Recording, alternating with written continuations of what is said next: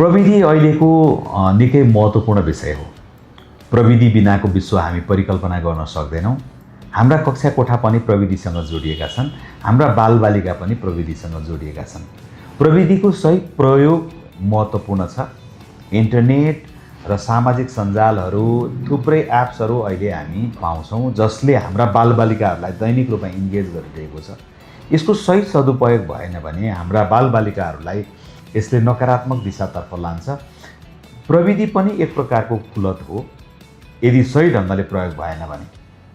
अहिले ग्याजेट्सहरूको बढ्दो प्रयोग छ।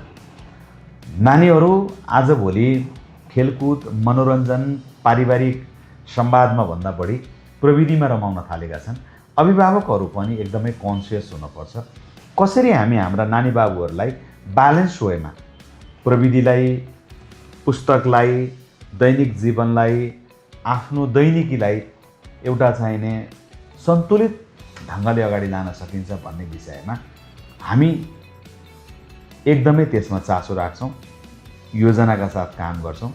अभिभावकहरूलाई पनि आग्रह गर्छौँ, हामी भएका जति पनि विकासका प्रविधिहरू छन्, विकासका क्रमहरू छन्, विकासले दिएका उपहारहरू छन्, त्यसको सही सदुपयोगमा हाम्रा बालबालिकाहरूलाई लिएर जान सकौँ।